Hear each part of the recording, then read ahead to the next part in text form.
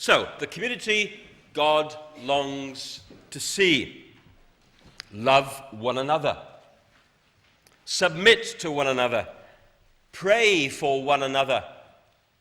And now this morning, encourage one another. Encouragement is important business in the church. Let me try and explain why. Encouragement helps disciples of Jesus stay on track even when life is tough.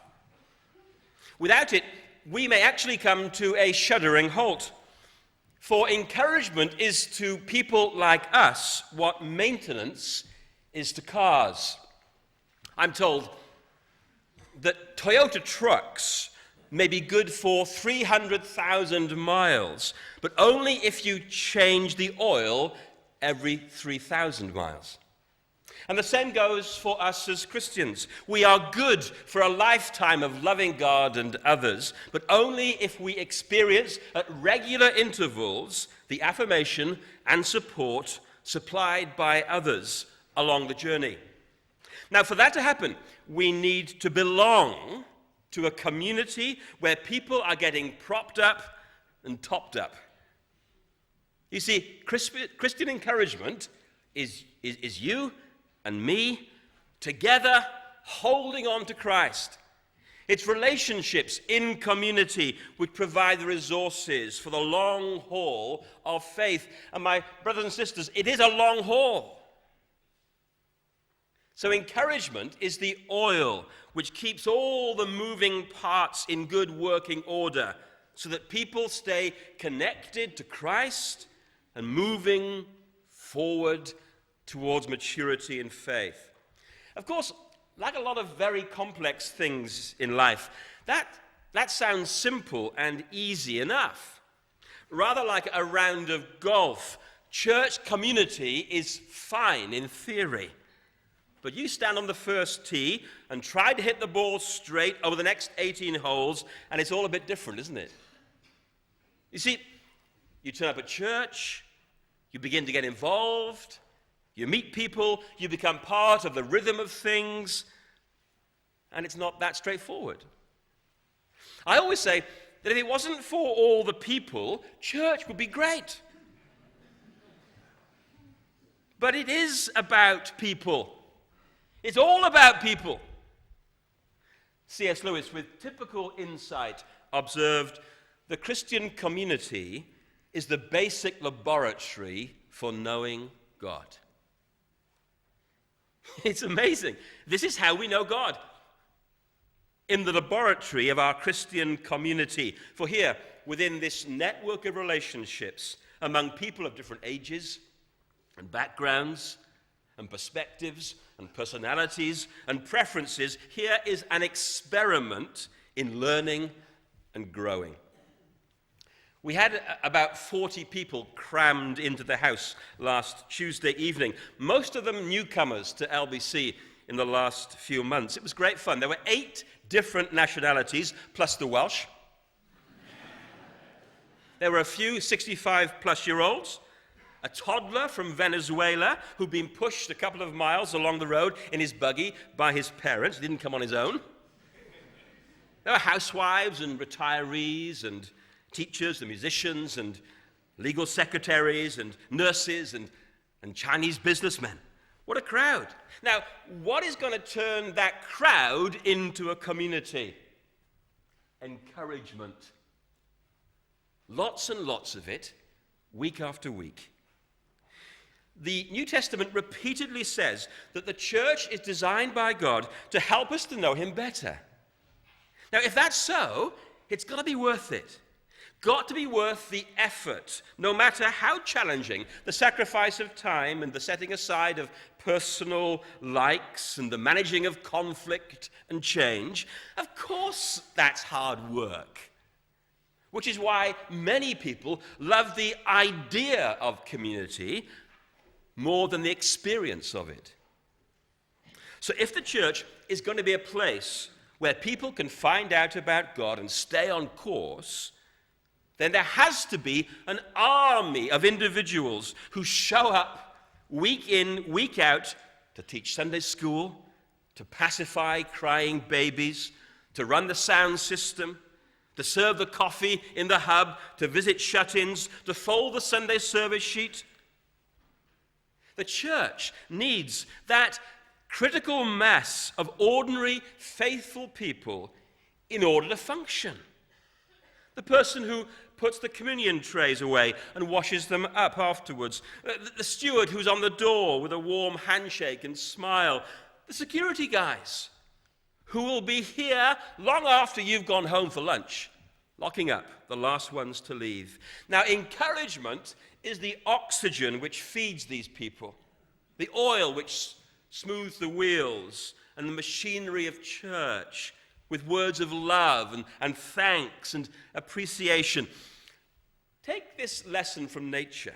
Apparently, the large sandhill cranes that fly those enormous distances across continents have three remarkable qualities. First, they rotate leadership as they fly in that squadron formation. No one bird stays out in front all the time. Second, they choose leaders who can handle turbulence. And then throughout the time that one bird is leading, the rest are honking their affirmation. You see, that's encouragement. Honking.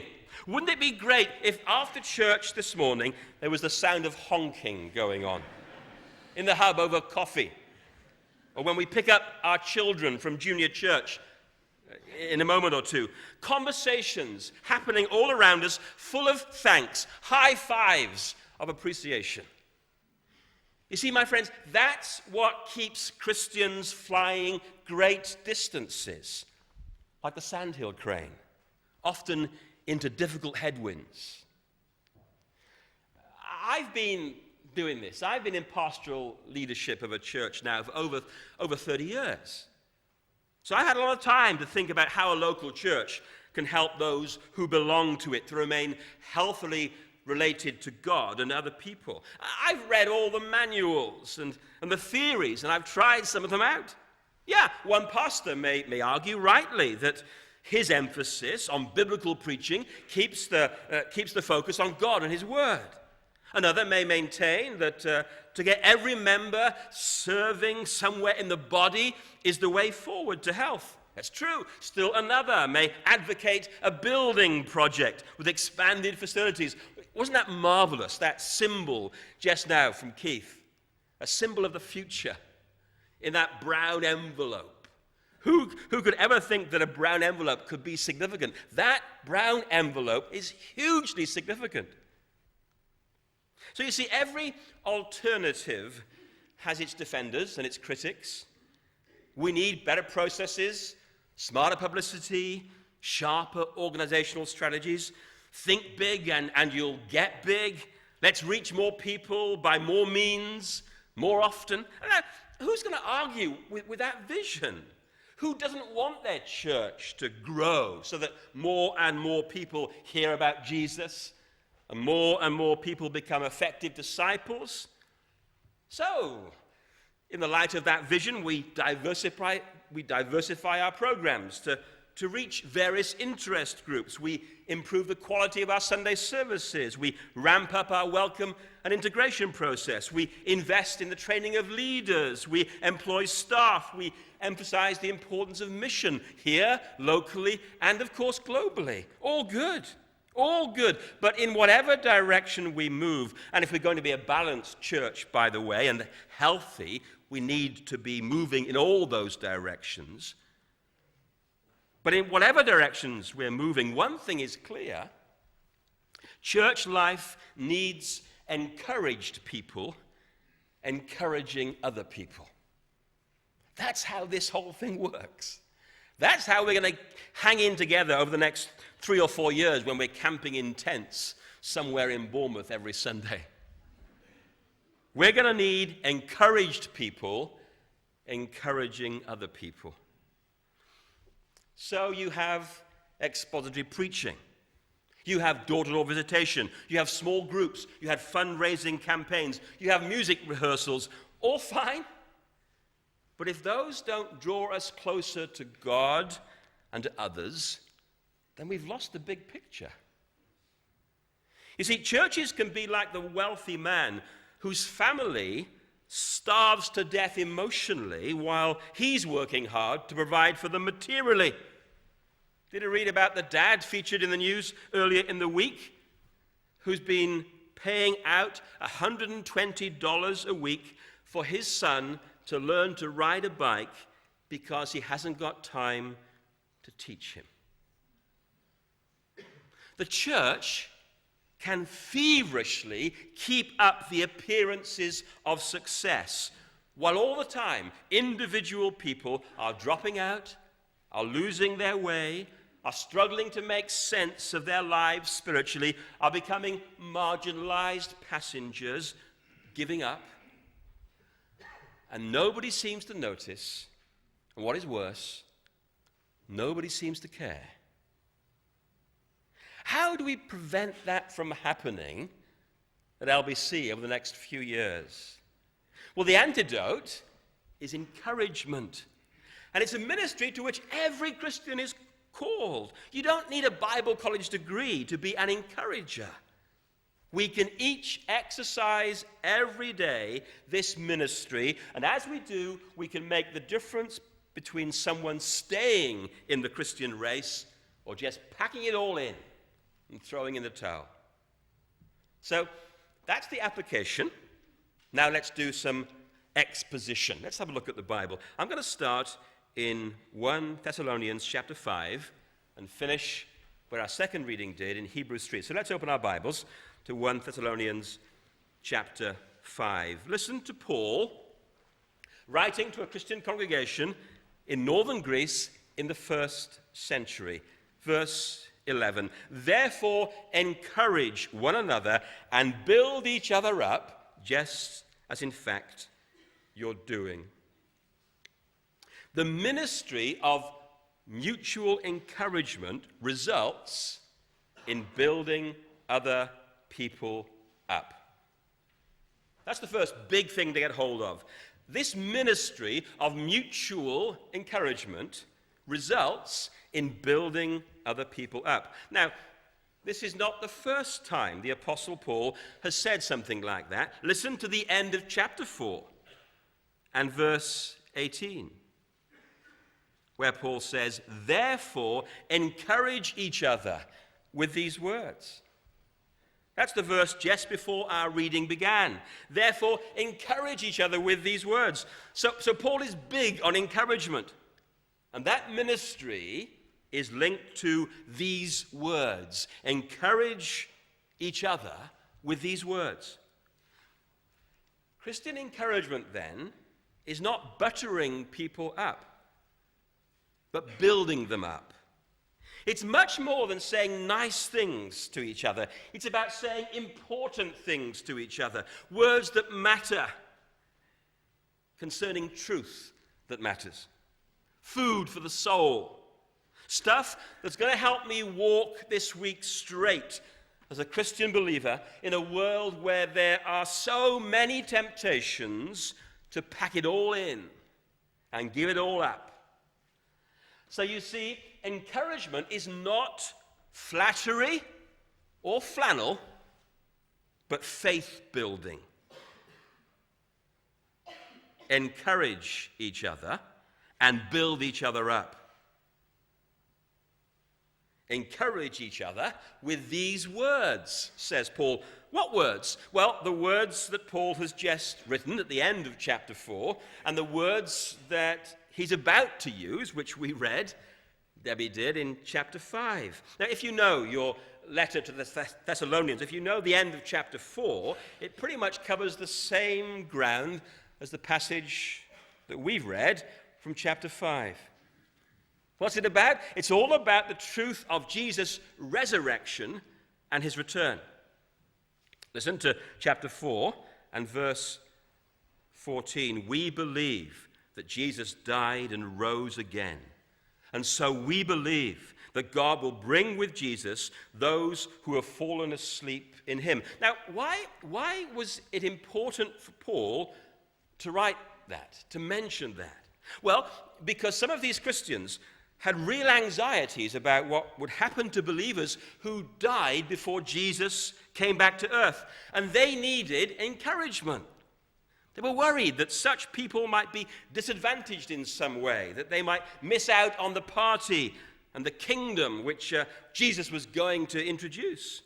So Paul says, going on in verse 15, he says, according to the Lord's own word, we tell you that we who are still alive, who are left till the coming of the Lord, will certainly not precede those who have fallen asleep. For the Lord himself will come down from heaven with a loud command, with the voice of the archangel, and with a trumpet call of God. And the dead in Christ will rise first. After that, we who are still alive and are left will be caught up together with them in the clouds to meet the Lord in the air. And so we will be with the Lord forever.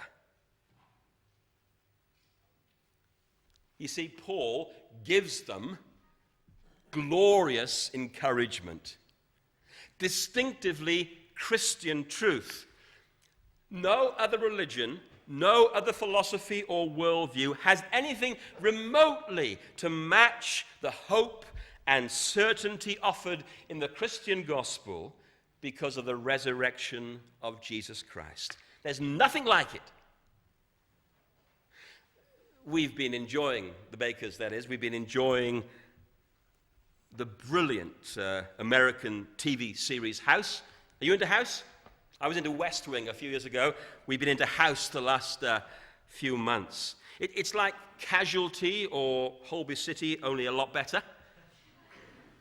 House is the limping, flawed genius of a medical doctor, Gregory House, played by Hugh Laurie.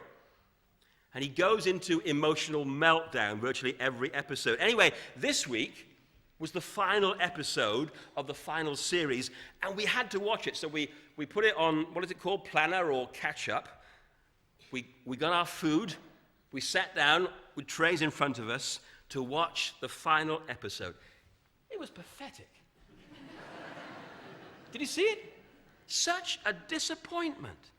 The scriptwriters were exploring the themes of death and loss. House, facing a jail sentence, fakes his own death and then arranges to meet up secretly with his best friend, also a doctor, Wilson, who's dying of cancer and has just a few months to live. So in the last minutes of the film, Wilson and House, leaving all responsibilities behind, they hire 2 Harley-Davidson bikes and embark on a road trip, laughing, smiling, against the dying of the light. In the face of what House sees as the randomness of life, all he can do is smile and have fun and laugh. But you see, I guess if that's your worldview, it's pretty much the only thing you can do. If death is the end or nothingness, then you just have to laugh at suffering. But my friends, we don't laugh at suffering and death and what it does to us and our relationships and friendships. We want to know why and whether there is any meaning. We are incurably curious about what happens beyond the grave because we fear nothingness and we fear somethingness, if there's a word. And to that fog of doubt, to those questions, Christianity uniquely says Christ is our hope. Death is not the end. That's why Paul describes death there as sleep. Brothers, sisters, we don't want you to be ignorant about those who fall asleep or to grieve like the rest of men who have no hope. Jesus has turned the enemy of death into nothing more than sleep. For when we are in Christ, linked by faith to him, we are more alive at the moment of death than ever before. That was something that Dr. Gregory House could not for 1 second contemplate, accept, or believe. So in the light of his pessimistic worldview, he rides a bike and laughs into the sunset. On the other hand, the Christian gospel says, encourage each other with that truth. You see, that's the kind of truth that we need to keep us moving forward. This is the take on reality which gives ultimate purpose to every single life. We need to know where we're going and who's with us on the journey. So on into chapter 5 and verse 1. Now, brothers and sisters, about times and dates, we do not need to write to you, for you know very well that the day of the Lord will come like a thief in the night. While people are saying peace and safety, destruction will come on them suddenly as labor pains on a pregnant woman, and they will not escape. So, you see, Paul is dealing with the same related issues. Only there's another area of confusion, which is robbing Christians of their peace and joy. Apparently, there were some in this congregation going around saying that they knew exactly when Jesus was going to return. In fact, if you read the opening of the next letter to Thessalonians, the situation is even more bizarre than that. Paul says, look, I ask you, don't become easily unsettled or alarmed by some prophecy, report, or letter supposed to have come from us saying that the day of the Lord has already come. Don't let anyone deceive you in that way. So what's the answer? Encouragement, you see, to be ready but not distracted. There are two illustrations, aren't there in verse 2? One about babies, the other about burglars. The date of Christ's return will not be broadcast on Sky News. So expect the unexpected. First, you've got the burglar. Now, when a burglar is going to break into your house, he doesn't send a postcard beforehand, unless he's a very useless burglar, saying, dear householder, I intend to burgle your home next Tuesday at 4 o'clock in the morning. Please don't wait up for me.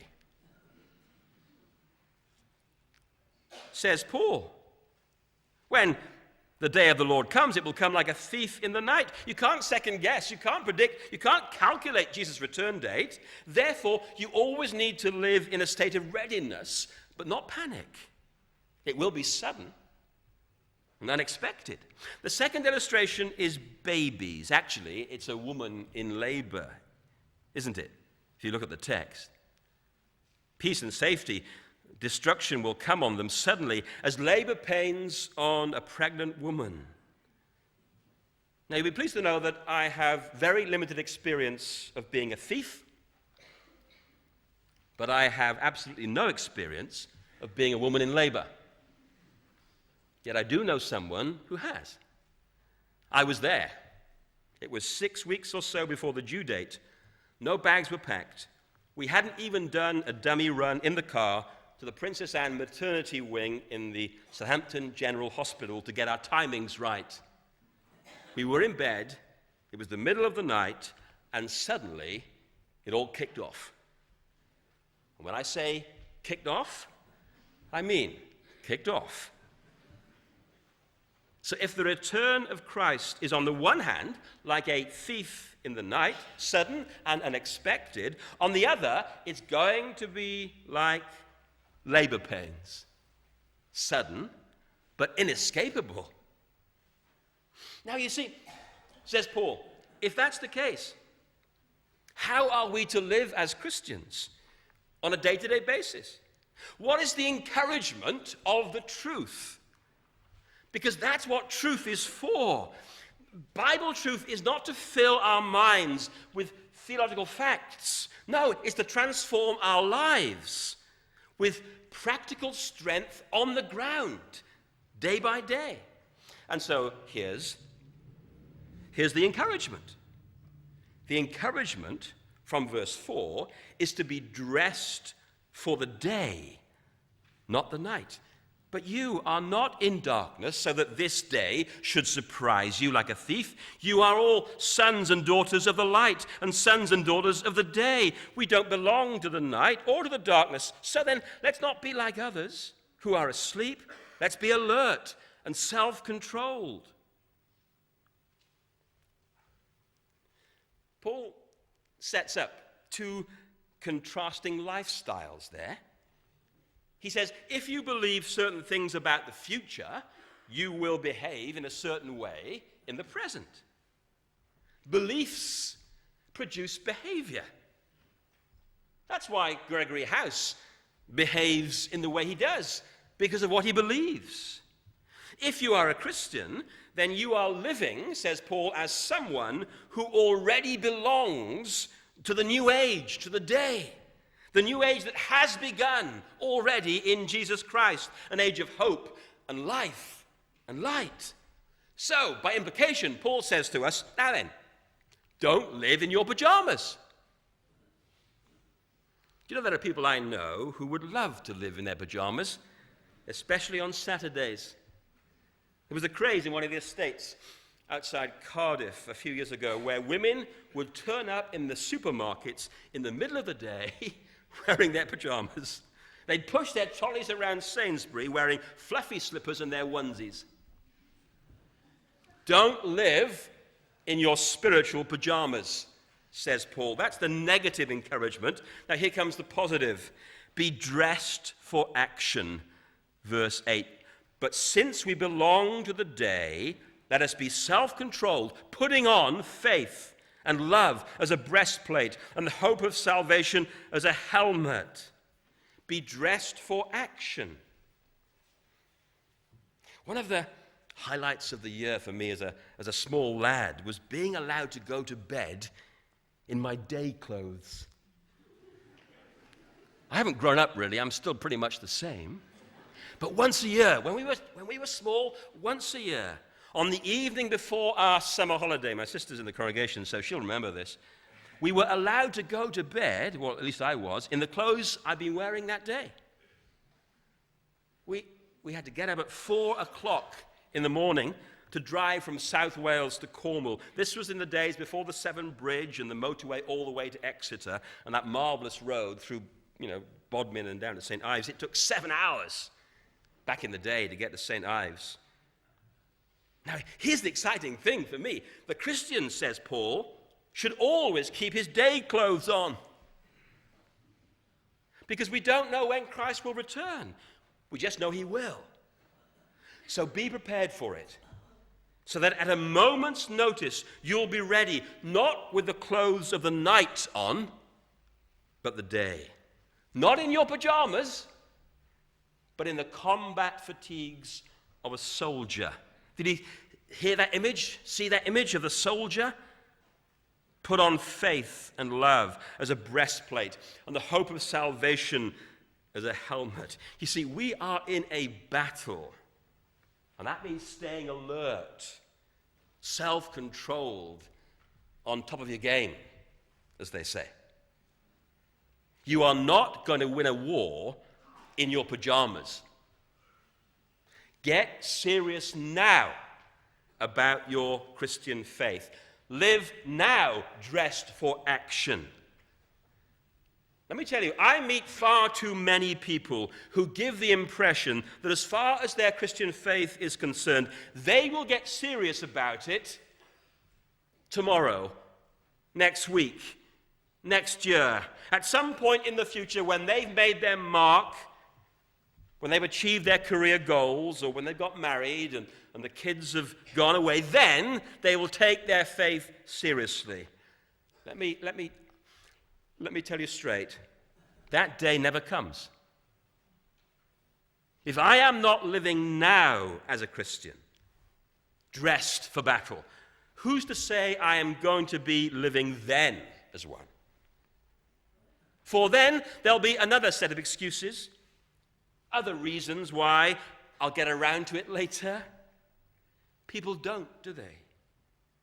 So the whole purpose of encouragement is to motivate us to get dressed properly now. Wear the right clothes, dress with the right attitudes, live with the right priorities. And let me tell you, I need to hear those things on a regular basis. And I need you to tell them to me and hold me accountable to them. That is the ministry of encouragement. And of course, it includes an arm on the shoulder sometimes. It involves a text message, a phone call.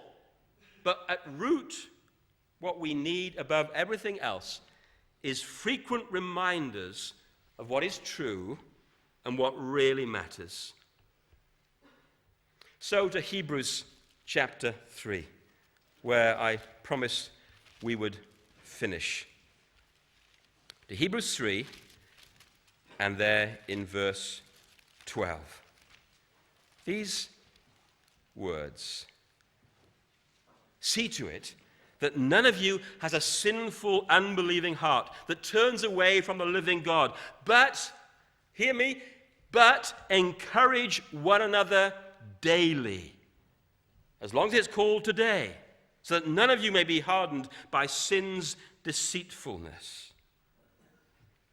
Do you get that? Encourage one another daily.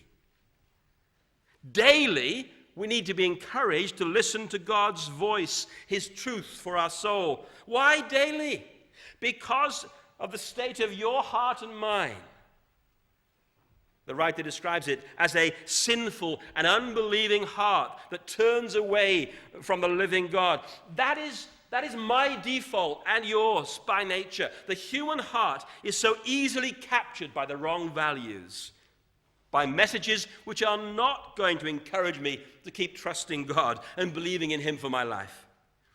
Daily it's got to come to me, you see, because in the course of just 24 hours, I can ride the roller coaster of faith.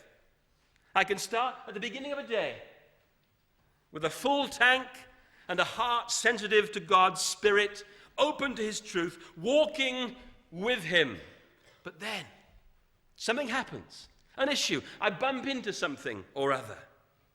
So you see, we need daily reminders, regular oil changes, encouragements from other people to keep listening to God, not the world, the flesh, or the devil. I need to be told by you, and you need to be told by me, stay in the battle. Be ready. Be dressed for action. That's one of the reasons why our small groups are invaluable, or prayer partners are really useful, where we can, in those smaller contexts, encourage each other with the truth and put heart back into other people. The fact is, we can't make it on our own without the help of other believers. And if that is true, then we need to develop a church culture where we're prepared to reach out to one another. How many times have we read news stories of people who witnessed a brutal assault on an innocent passerby in the streets, and they did nothing to help? And the reason offered for their lack of response?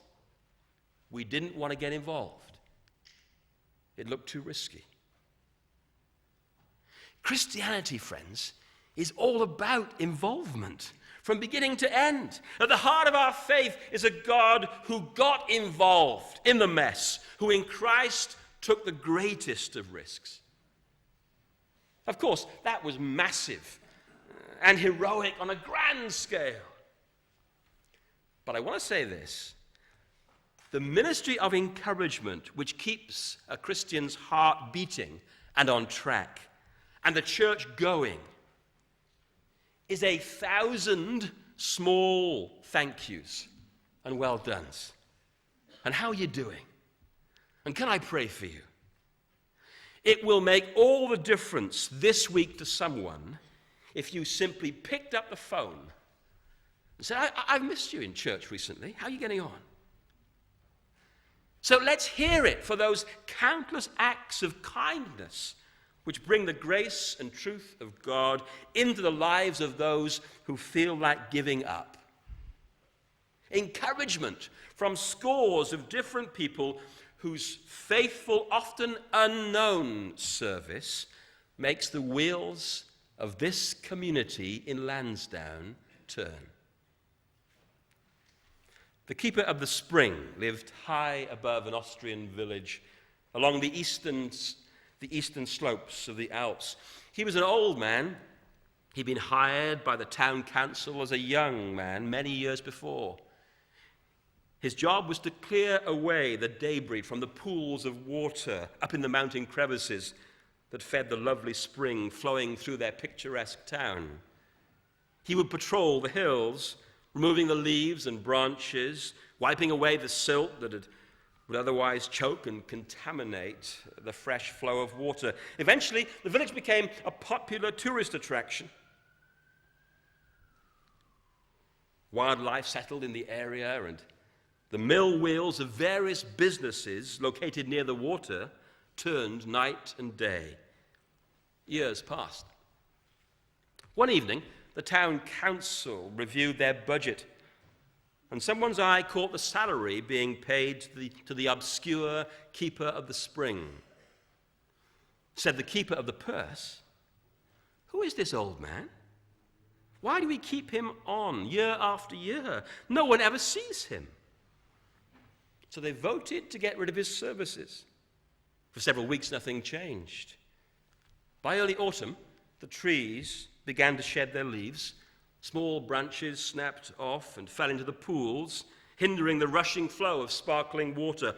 One afternoon, someone noticed a slight yellowish-brown tint in the spring. A couple of days later, the water was much darker. Within another week, a shiny film covered sections of the water along the banks, and a smell was detected. The mill wheels moved slower. Some even ground to a halt. The wildlife left, and so did the tourists. Within weeks, disease reached into the village. The council called an emergency meeting, hired back the old keeper of the spring, and within a few weeks, the river cleared up. The mill wheel started to turn again. A new life returned to the village. What that unheralded man meant to the Austrian village in the Alps, the encourager means to the Christian and the church. So let me encourage you, be the keeper of the spring. We're going to sing now a song about what it means to be an encourager, to be a channel of God's peace, to bring words of affirmation, high fives of appreciation, notes of love and support. This old hymn, "Make me a channel of your peace. O Master, grant that I may never seek so much to be consoled as to console, to be understood as to understand, to be loved as to love with all my soul." Be the keeper of the spring. Let's stand and sing.